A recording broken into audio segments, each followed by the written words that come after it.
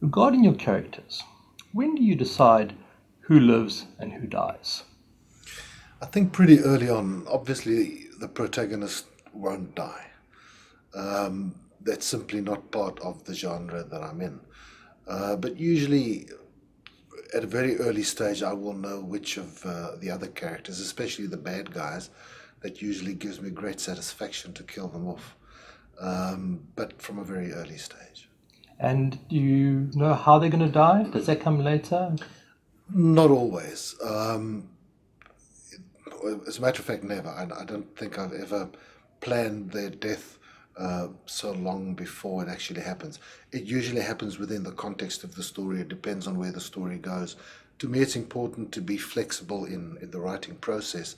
And even though I have an idea of where the story is going, if the character's taken in a different direction, then I'm happy with that as long as it's working.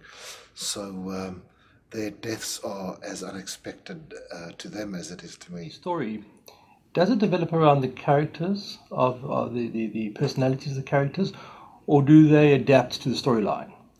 I think it's a bit of both. I've had characters who have taken over stories and took the stories into totally different directions than I planned.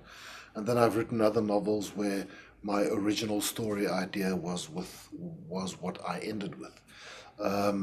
And the characters did have an influence on the stories, but not all that major. So it really depends on the characters How do and you the story. decide when a character is going to get a second shot, who's going to get into the next novel? Do you know that at the start, or does it depend on the success of the novel? What determines if they make a repeat appearance? I think it is all determined by how much I like them as characters, how much I enjoy writing about them as characters, how much they have the ability to make the story go into interesting directions, how interesting their interaction with other characters that populate the books are. I don't think I've ever planned, I've never created a character with the intention of using them in another book. Some of them just demand to be in another book. Some I can't forget. I can't get them out of my head, so they they also just come into the next book. How much effort goes into finding the right name for the character?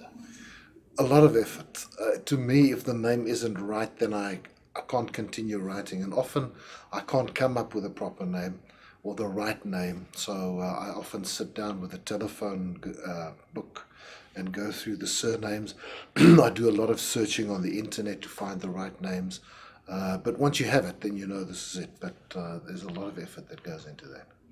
And has anybody ever come up to you and said, "That's my name you've used"? Yeah, Benny Griesel is a case in point.